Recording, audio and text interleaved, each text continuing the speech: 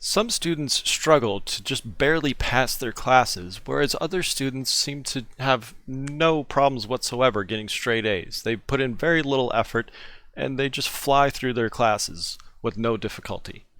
So these different students, they have different degrees of what we call scholastic aptitude. But what exactly that is has been the subject of a lot of research and debate. There's this underlying construct that we believe exists that we call intelligence. But what exactly intelligence is not easy to understand. There's actually a field of research in psychology, these individuals we call psychometricians, who specialize in the measurement of these kinds of abstract, intangible qualities.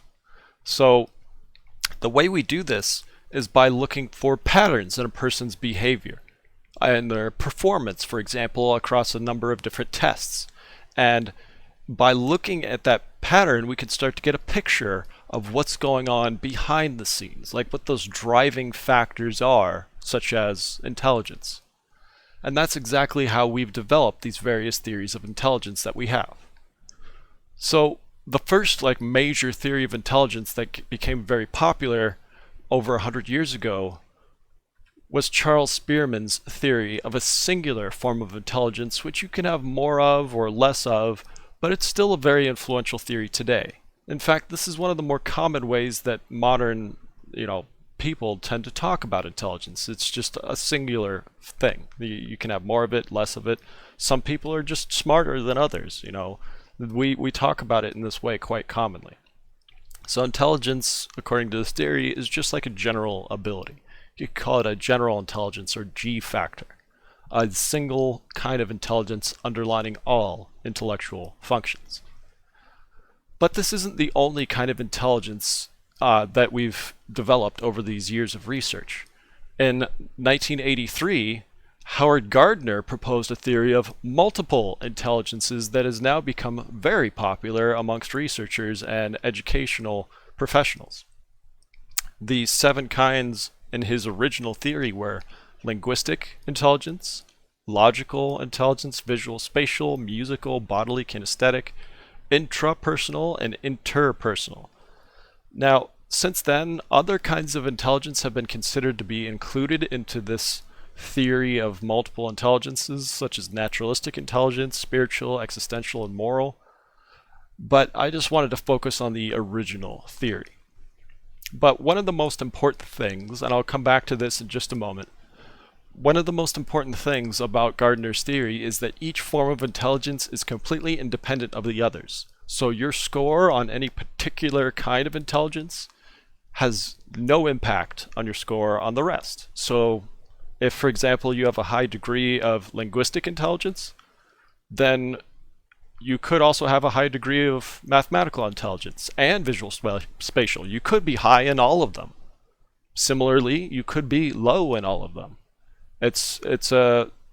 They're all completely independent, so any possible combination of high or low on each of these is possible. So just to go over it one more time, because this is a fairly important theory, here are Gardner's multiple intelligences. Linguistic, so the ability to use language effectively. Bodily kinesthetic, the ability to learn and perform muscle movements. Visual spatial, the ability to understand spatial relations in images. Logical mathematical, the ability to use logic and solve math problems.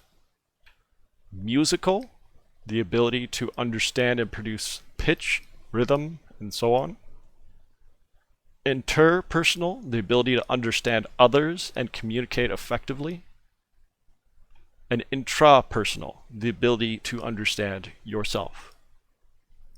So as I mentioned, Gardner's theory is very important. It has been very influential, and it has been applied throughout many fields, such as the educational field. But there are some problems here. While Gardner's theory was adapted and applied in the educational settings, it wasn't applied very well for the most part. Times have changed, but back when it was first applied, a lot of educators were instructed to try to identify the student's strongest form of intelligence and then to craft their lessons for that student's strengths. So if a student is particularly high in their visual intelligence, then they would be told that they're a visual learner, and the teacher would try to teach to that set of skills. But while this might sound nice at first, if you think about it, this kind of training completely ignores the fact that everybody has every kind of intelligence. And remember, you could be high on all of them. So if we're just focusing on a single form of intelligence and ignoring the rest because we believe that one is the highest, we're missing out on all those other opportunities for children to learn. So according to Gardner's theory, what we should do is have a wide range of teaching styles and strategies that take advantage of all these different kinds of intelligence. Because while a student might be high in one of them, that doesn't mean they're low in the rest. So obviously that would be a waste to not take advantage of those opportunities. But there have been other theories proposed that have also been somewhat influential, such as John Carroll's theory. He argued that there's 3 different levels of intelligence. So the top level is what Spearman would call your general intelligence, this underlying form of intelligence driving all intellectual functions. But then that can be kind of broken down into the middle level, where there are multiple forms of intelligence, kind of like Gardner's theory. So in a sense, this is like the combination of Spearman and Gardner and what they thought about how intelligence works. But then Carrol takes it another step. So there's also a bottom level, which consists of individual intellectual skills, and each of the multiple forms of intelligence has a set of specific skills associated with it. So you can think of this theory of intelligence as like a compromise between the general and multiple intelligence theories, and has a lot of psychometric support. Now, kind of go off on a little bit of a tangent, there's also something that we call emotional intelligence. I say this as a tangent because emotional intelligence is a very special kind of thing. It doesn't have to do with intellectual functions in general. So this comes from research by Daniel Goleman. So emotional intelligence basically refers to your ability to use your own and other people's emotions effectively for solving problems and just living well, for having a good life, for staying happy and keeping other people happy around you. So if you get a high score on a emotional intelligence test, this would just predict that you're probably a bit more stable. You probably have better relationships and greater self-esteem, and you're just going to be a nicer person to hang around. You'll be more effective in the social environment of your workplace. So as you can imagine, a lot of companies, when they want to hire a new employee, they'd like to know this kind of thing. They want to know if the person they're hiring is stable and will cooperate with others, or conversely, if they're a psycho who's going to snap at the slightest provocation. They want to make sure they're hiring good employees in that regard. But then there's a couple other kinds of intelligence, like Sternberg's theory. Sternberg talked about how intelligence was 3 kinds, and we talk about these 3 kinds quite often, in fact. I'm sure you've heard of these kinds of concepts before. Concepts like book smarts. You could give it the more technical name of componential or analytic. This refers to your ability to analyze problems and generate different solutions. So being good at solving problems and puzzles and things like that. Being able to do well in a traditional academic environment. And then there's street smarts, which you could call contextual or practical. This refers to this ability to know which solutions are most likely to work. The ability to apply solutions effectively in a real world kind of situation. And then the third form would be creative intelligence or experiential intelligence. This refers to the ability to come up with new solutions, to deal with new kinds of problems, the ability to use divergent thinking. So like I said, we use these kind of terms all the time. I'm sure you've heard this stuff before, but Sternberg was the one that really started to show a lot of scientific support for this idea of there being these three different categories. And just like Gardner's theory, these three forms of intelligence are completely independent of one another. So you could be very high in book smarts and also very high in street smarts. Or you could be low on all three, or any other possible combination. So just keep that in mind. Just because you have a high book smarts, that doesn't mean you don't have a good practical intelligence, or that doesn't mean you're not creative. You could be high in all of them, or low in all of them, or any combination of those three. But we should move on, because those are the major theories of intelligence. There's others, but those are the major ones. A more important issue here, though, is how do we go about measuring this kind of stuff? And this became an important issue over a century ago in our country because our schools were facing a crisis due to increased immigration. A lot of new students were coming into our school systems, and they just weren't prepared. They didn't know how to keep up with the class, and this large number of bad apples, so to say, were just kind of ruining the entire educational experience for the course. So what teachers wanted and what we needed to try to figure out was how to separate these students into different categories. So students that could be taught at one level and students that needed to go to a different academic level. So a couple of researchers by the name of Binet and Simon sought to develop such a test. And these are their terms. I'm not using these terms personally. I'm just telling you what they used. They developed a test to differentiate children between what they called bright children and dull children. And the way they did this is by trying to measure the child's mental age.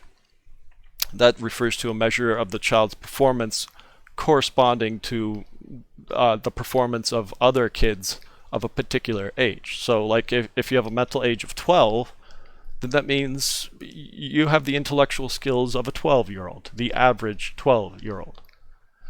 Okay, so by their definition then, a bright child is one whose mental age is higher than their chronological age, and a dull child is one who has a mental age lower than their chronological age. So just think of a 10-year-old with the intellectual skills of a 15-year-old.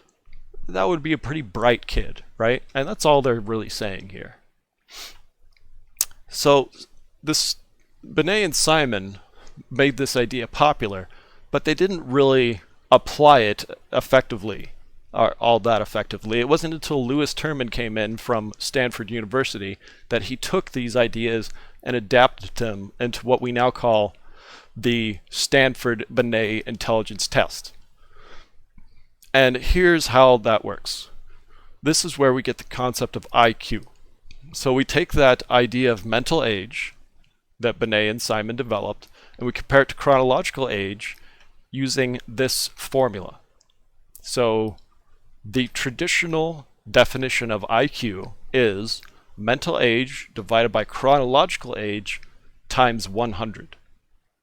So when you multiply it by 100 like this, then you're going to get an average IQ of equal to 100. So just think about it this way. If your mental age is 20 and your chronological age is 20, then your IQ score is going to be exactly 100. So if you get a number any higher than 100, that just means you're one of those bright kids that they were talking about. And if you get a number lower than 100, then that means you're one of those dull kids they were talking about. But modern intelligence tests don't use this formula. Today, children's performance on IQ tests are compared to the average IQ scores of children their own age. And the average is always kept 100. The average IQ score in the United States is always standardized to 100, but other countries can differ in their average IQ scores. So all I'm trying to say here is when it comes to IQ, when it comes to intelligence testing, it's always relative. We're always comparing you to kids of your age. And if your intellectual skills exceed that of the average child for your particular age, then you are considered to have a higher intelligence. That's the whole idea. It's always relative. Now, when it comes to the distribution of IQ scores, like I said, most people are going to be around 100. That's the average, right? And in fact, 95% of people cluster around that average of IQ score of 100. 95% of the population falls within a range of 70, IQ score of 70, to an IQ score of 130. So that's what we would consider normal. If you're anywhere between 70 and 130, you have a normal degree of intelligence. But if you're out towards either extreme, like the high extreme or the low extreme, we would have different terms for what your intelligence is. But we'll get back to that. To measure your intelligence, we have different kinds of tests. So there's many IQ tests out there, such as the Stanford Binet. We still have it. It's in its 5th edition. They might be coming out with a new edition soon, but the most recent edition I'm aware of is the Stanford Binet 5. Then there's also the Wechsler tests, like we have the Wechsler Intelligence Scale for Children, 4th edition. It's commonly called the WISC. And the Kaufman Assessment Battery for Children, 2nd edition, often called the KABC. So these tests are used quite commonly with younger children. You could take these tests as an adult, but the whole point is to try to sort children into these different categories, just like Binet and Simon were doing back at the beginning. We want to make sure these children are getting the best education they can for their particular needs. And here's an example of the kind of question you might see on such a test. So keep in mind, when it comes to doing these tests, we're not just measuring whether or not you can get the question right. We're also asking how quickly can you get it right. So just look at the pattern on the left and try to figure out what goes here. Did you get it? The correct answer in this case was 5. So once again, it's not just about getting the question right, you're also being timed. And as you can see with this example question, with a lot of intelligence tests, they're not measuring knowledge you've acquired. They're not trying to ask you the definition of a term or anything like that.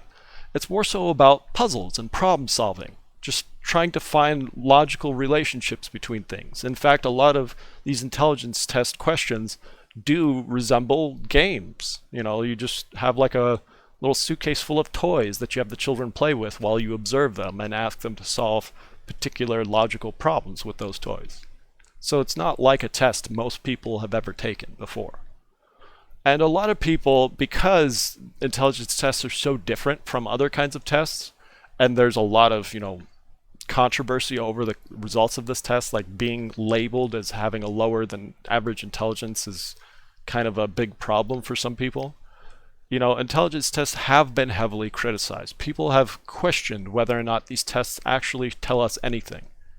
And the fact is, they do. They tell us quite a lot. Based on your IQ score, we can make a lot of fairly accurate predictions about certain kinds of things. We can predict your school grades. Obviously, that's kind of the whole point of this. We can also predict your achievement test score, so your performance on a particular test, like a single test. It can also predict how long you're going to stay in school, how many years of education you'll pursue. It also predicts how good you're going to do in your work, your occupational success, and your performance and earnings in these more cognitively complex jobs. But these predictions aren't perfect. On average, the correlation between your IQ score and these other things I've mentioned is somewhere between like 0.5 to 0.7. So that's a pretty good correlation. That's a fairly strong correlation, but it's certainly not perfect. That other portion, the portion that isn't being predicted by IQ, has to do with things like motivation and self-discipline. And from my personal experience, these kinds of things are perhaps much more important when it comes to being successful in any field. From my experience, the students who consistently got the best grades are not the students I would think of as being smart. They're the students who just always kept trying. They never stopped studying. They never stopped trying to do better. So motivation is perhaps more important in some cases. But when it does come to intelligence, we find that genetics is a big factor. We've done a lot of research looking at different kinds of twins, both fraternal twins and identical twins, and what we've generally seen is the closer you are to somebody genetically, the more similar your IQ score tends to be. So if your parents were particularly smart individuals, then it's very likely that you inherited some of that intellectual capability. Now, the research on this, just so you understand a little bit of what the data looks like, shows that when you look at the IQ scores of identical twins, you're going to get a correlation of about 0.9. Whereas identical twins, and that's for identical twins raised together, whereas identical twins who are not raised together, that's still a very high correlation. It's about 0.75. So there's a little bit of a difference there. There's a 0.15 difference between identical twins raised together versus identical twins raised apart. And then when you look at brothers and sisters raised together versus raised apart, you get that same kind of little difference. It's about, in this case, 0.2. So what this shows, what this data seems to show, is that genetics is an incredibly important factor when it comes to determining your intellectual capabilities, but the environment also plays a big role. Now, exactly how important the environment is kind of hard to say. We've done a lot of research looking at different kinds of environments and how they can impact a child's intelligence and just performance in school. And what we have seen is that, yes, there definitely is an important factor there, but it's hard to say exactly how much, like I was saying. Now, just because, though, it doesn't seem to be a very huge factor, that doesn't mean we should ignore it. In fact, it's quite the opposite. You know, we can't go into a person's genetic code. We can't alter a student's genetic code because they're having trouble in school, but we can alter their environment. So this has led to the development of a lot of different interventions. Studies have shown that programs like Head Start, for example, have been very effective at increasing basic reading and social skills. And these intervention programs also lead to permanent improvements in a student's IQ scores and school achievement scores. So when we look at all this data from programs like this, what we generally see is that while it does cost some money to implement these programs, the benefits that we as an entire society receive from it far outweigh those costs. You know, these students, instead of, having troubled lives where they might eventually end up engaged in criminal activity and not really being a productive member of society, programs like this can get them back on track. It can get them on the path to success and help them to become much more productive and efficient members in our society.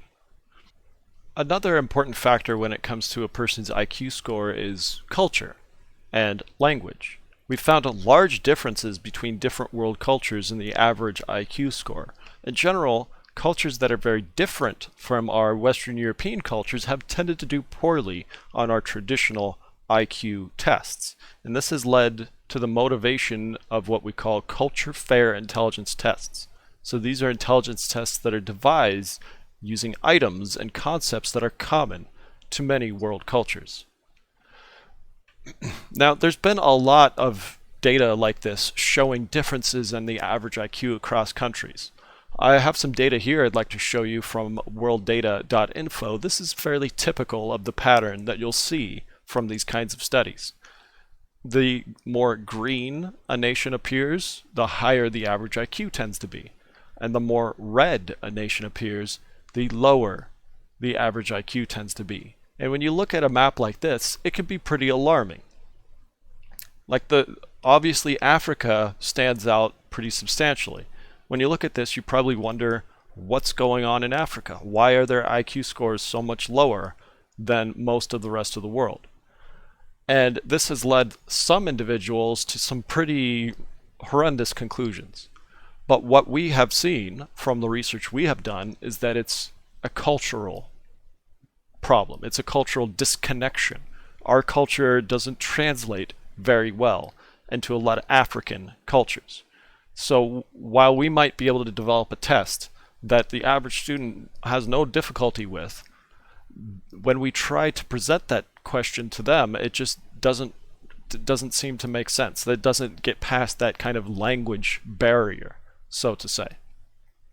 And we know this is definitely a cultural thing because it doesn't really seem to be connected to genetics in any real regard. Like when we look at these different cultural groups within a particular country, like when we look at different ethnic groups inside our particular country, we see the same kind of pattern where people from a more Asian culture tend to have higher performance, higher IQ scores, and people from a more African culture tend to have a lower performance on these traditional IQ tests. So it is incredibly important that we try to develop these kinds of culture-fair test questions so that we can more accurately measure the intellectual capabilities of individual students.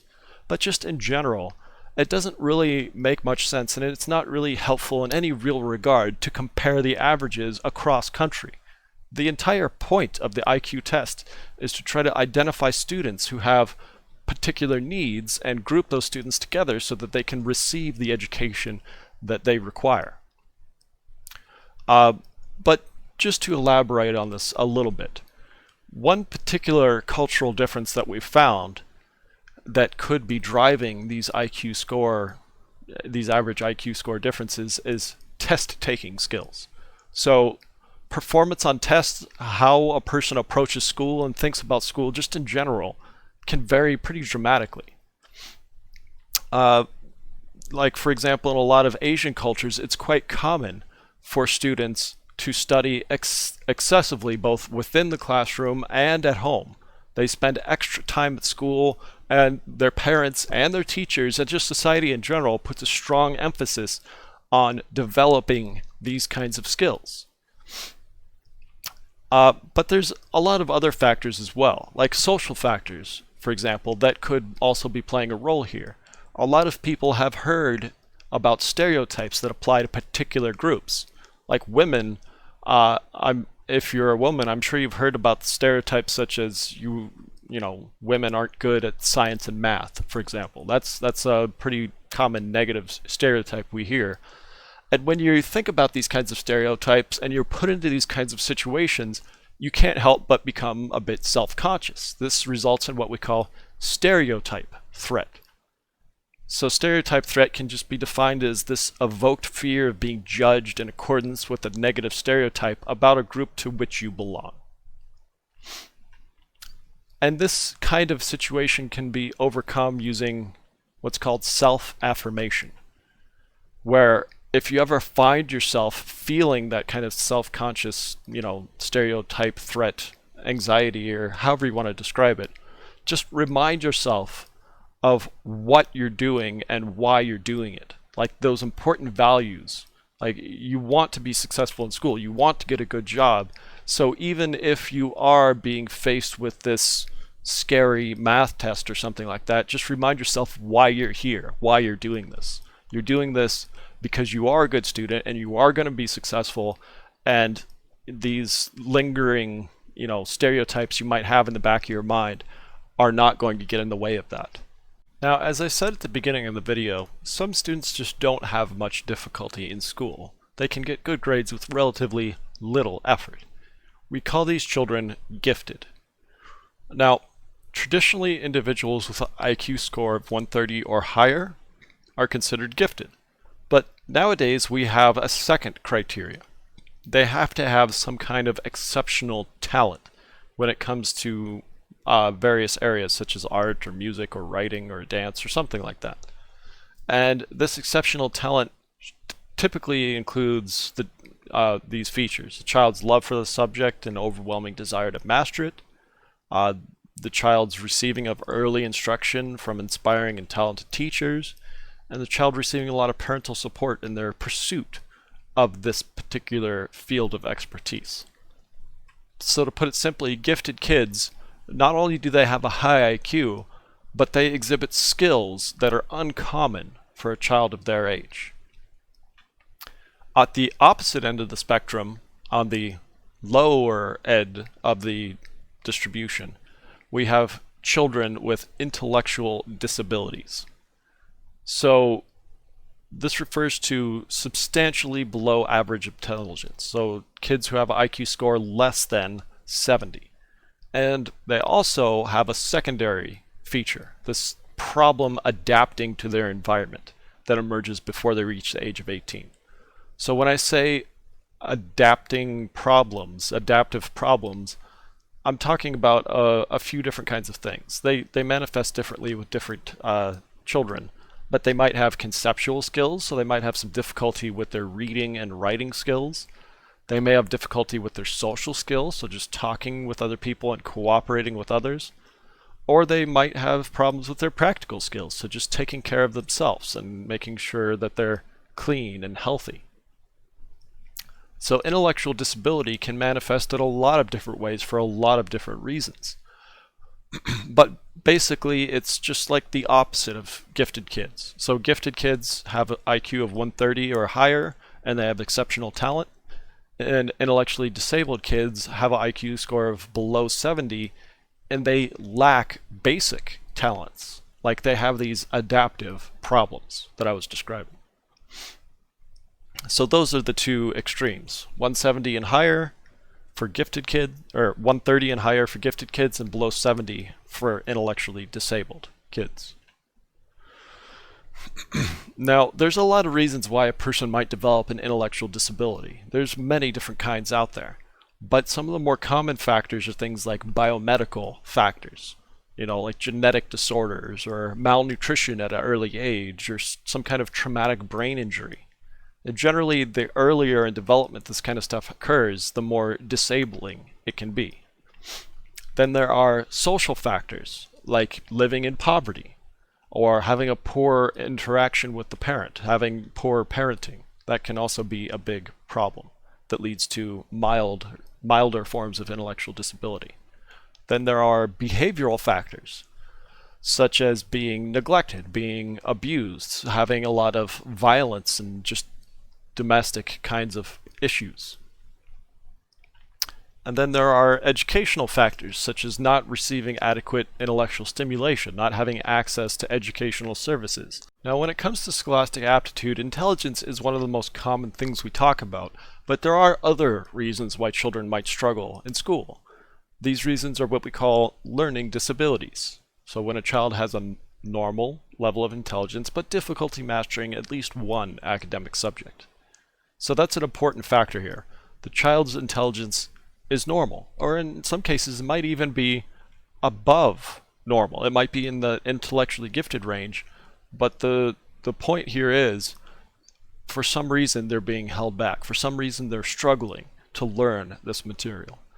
And in the United States, 5% of school-age children are being diagnosed with learning disabilities. So it's a fairly common issue.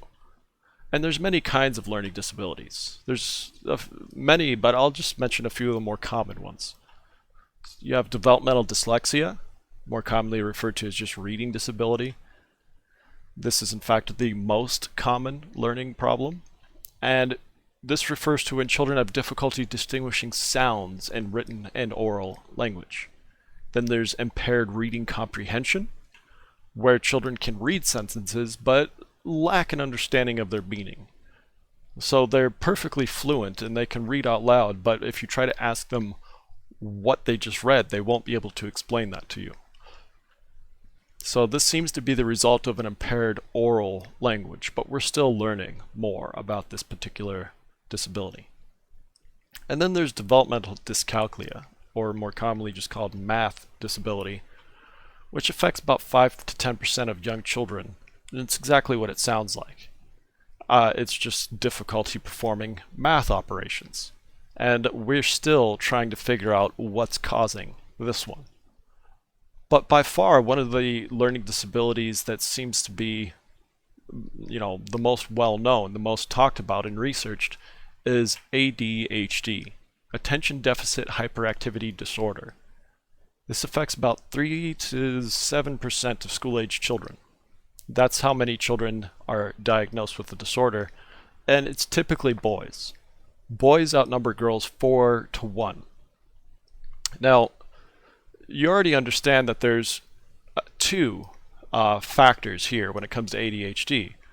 They're attention deficit and they're hyperactive. So hyperactivity is one of the major symptoms. They're just energetic, fidgety, and unable to keep still. And they're inattentive. They fail to pay attention to what their current task is. But there's actually a third major symptom, which is impulsivity. That just refers to how they tend to act without considering the consequences of their actions.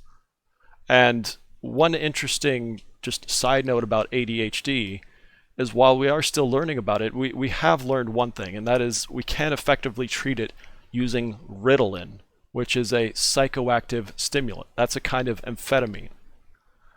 So just in conclusion, when it comes to all these different factors that play important roles when it comes to scholastic aptitude, we've learned a few basic things, and that is we need to figure out what this particular student's needs are so that we can best craft our educational curriculum for them. We want to identify what a student's strengths are and what their weaknesses are so that they're not being left behind or become overly frustrated, because that will just result in them disconnecting from education in general and withdrawing from society as a whole.